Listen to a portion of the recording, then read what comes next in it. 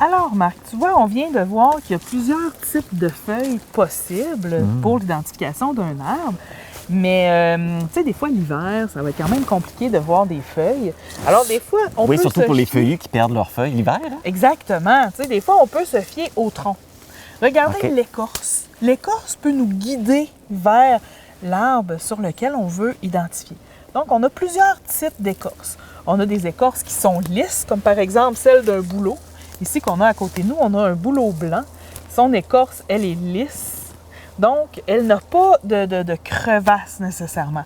Même si elle se défait en feuillet, qu'on voit des petites aspérités, des petites bosses, c'est pas grave. Cette feuille-là, cette écorce-là, on va la considérer comme étant lisse. Et elle s'arrache un peu comme... Ça fait comme des feuilles de papier. Hein? Elle s'arrache comme des feuilles de papier, mais est-ce qu'on peut arracher les morceaux sur cette écorce-là? Bien, d'après moi, non. Même si, là, ils ont commencé à se décoller, j'imagine que non, parce que c'est comme la peau de l'arbre. Exactement. On y enlève sa protection. Exactement. Donc, on peut le blesser énormément en effeuillant l'arbre ou en enlevant son écorce. Ça peut même aller jusqu'à le tuer. Donc, si on ramasse de l'écorce d'arbre, on va la ramasser au sol. On ne prendra pas l'écorce directement sur l'arbre pour ne pas le blesser. Donc là, on vient de voir une écorce lisse. Il y a des écorces qu'on peut dire rugueuses. Ça ressemble un petit peu à une espèce de papier sablé. C'est comme si tu avais mis un papier sablé dans l'eau pendant trop longtemps, comme tes doigts qui viennent tout ratatiner. Là. Bien, cette écorce-là, on va l'appeler l'écorce rugueuse. Il y a certains arbres qui en ont, on va en voir tantôt, je vais t'en montrer. Il y a des écorces fibreuses qui se défont comme un ficello se défait. Ça, on va en voir aussi un peu On plus en tard. a-tu ici? Il y en a ici, ben oui! On va découvrir ça. On va en découvrir ensemble. Et il y a des écorces qu'on dit écailleuses qui vont se défaire en écailles qui ressemblent un peu à une écaille de poisson. Donc, on va continuer notre promenade et je vais te montrer certaines écorces. Comme ça, on va être capable de bien avoir le visuel pour ça. Pour bien les comprendre. Pour bien les comprendre et bien les connaître. Et être capable de bien les identifier. Exactement. Marc, est-ce que tu savais que c'est pas tous les arbres qui ont la même couleur de tronc?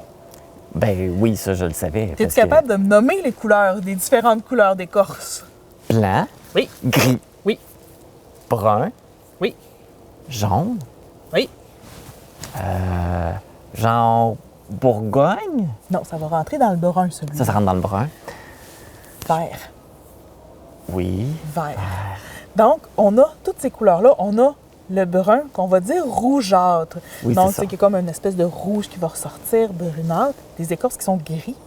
Il y en a qui sont blanches. Il y en a qui sont plutôt jaunes, dorées. Et il y en a qui sont vertes. Notre arbre ici au Québec, que son écorce est verte, c'est le peuplier faux-trempe. Quand on voit une écorce verte sur un arbre, on sait tout de suite que c'est un peuplier C'est le faux-trempe. C'est le seul qui a l'écorce vraiment verte. Tu vois, Marc, ici, on a un bel exemple d'une écorce rugueuse. Ça, ici, c'est une écorce qu'on dit rugueuse. Tu vois, les espèces de petites crevasses qui fait en sorte que notre écorce n'est pas lisse. Certains arbres vont développer une écorce comme ça en vieillissant. Quand ils sont jeunes, ils vont avoir une écorce lisse. Quand ils vieillissent, l'écorce va se crevasser comme ça, va devenir une écorce rugueuse. Même si on dit que c'est une écorce rugueuse, c'est quand C'est même quand doux, même hein? doux. C'est quand Oui, même c'est doux, quand c'est même agréable à flatter. C'est agréable à toucher quand même, un arbre.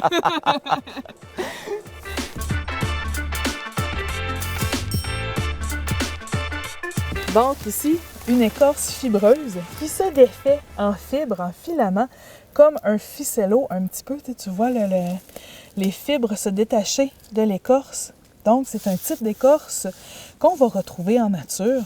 Ici, nous, dans la forêt mixte, l'arbre qui possède cette écorce-là, c'est le thuya occidental ou le cèdre. OK. Donc, son écorce, elle est fibreuse. Sa couleur, elle est grise quand elle est vieille, mais quand il est plus jeune, il va être plutôt rougeâtre. OK. Il va tirer sur les teintes de rouge. Donc ça ici, ça va être un cèdre, un thuya occidental. Même si on peut effilocher, j'imagine qu'il ne faut pas le faire. Il ne faut pas le faire. Idéalement, c'est la peau de l'arbre. Il faut respecter la peau de l'arbre.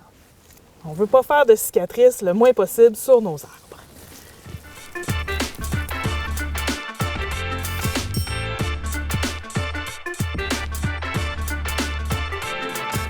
on est en présence d'une écorce lisse.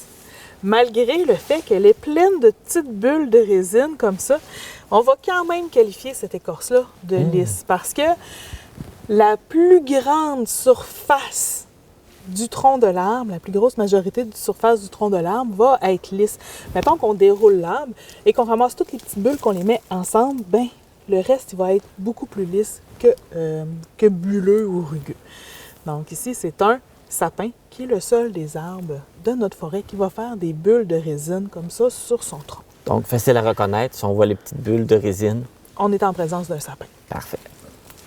Toi, là, t'aimes-tu manger des fruits? J'adore les fruits. T'adores les fruits? Es-tu capable de m'en Hey! nommer? Quand j'étais jeune, Oui. dans la cour chez mes parents, on avait un merisier. Un merisier. Donc, il y avait des merises. Oui, on cueillait les merises. C'est comme une espèce de cerisier, hein, la merise Oui, mais noire, c'est c'est une un sorte de fruit tout cerisier. petit, là. Sûr, on mangeait soit avec du sel ou du sucre. Oh mon Dieu! Oui, ça, on avait un plaisir d'aller cueillir ça quand on était jeune. On avait ça dans la cour. C'était vraiment un moment joyeux, un souvenir joyeux de quand j'étais jeune, de pouvoir avoir des fruits à portée de main et de pouvoir les cueillir nous-mêmes. Exactement. Mais est-ce que ce sont tous les fruits qui se mangent? Non, il y a des fruits qui ne sont pas comestibles. Il y a des Comme fruits les qui- champignons. Il y en a qui le sont, il y en a qui ne le sont pas. Exactement. Donc, il y a des fruits qui sont comestibles et il y en a qui ne le sont pas. Mais est-ce que tous les arbres ont des fruits? Je t'aurais tendance à te dire non. Moi, j'ai tendance à te dire plutôt oui. Je me l'attendais. Marc, peux-tu me nommer des fruits qui poussent dans les arbres? Bien, le plus facile, c'est la pomme. La pomme? La banane. Ce n'est pas un arbre. Et j'aimerais ça que tu me nommes. Le bananier n'est pas un arbre. C'est pas un une arbre? plante. Ah, bon. Il n'y a pas les structures de l'arbre qui sont en fait des fibres et de la fabrication de bois n'est pas là dans un bananier. Je vais poursuivre la pêche, La pêche, oui, les pêchers. la poire, La poire, la prune. prune. L'ananas, c'est un arbre. Non, l'ananas pousse dans une plante au sol. Ça vient à peu près la grandeur de nous. C'est ça. Ah, d'accord. Mon Dieu. L'abricot. L'abricot. Si je te dis chaton, ça te dit-tu quelque chose? Non, je connais pas le fruit, le chaton. Le chaton, ce Je sont connais des... juste le petit chat. Le mais pas petit chat, hein? Mais le petit chat ne poussera pas dans un bouleau. Le chaton, c'est en fait des petites nucules. Ce sont des petits fruits qui sont groupés ensemble et qui forment un chaton. Ça va pousser dans certains arbres, comme dans les bouleaux.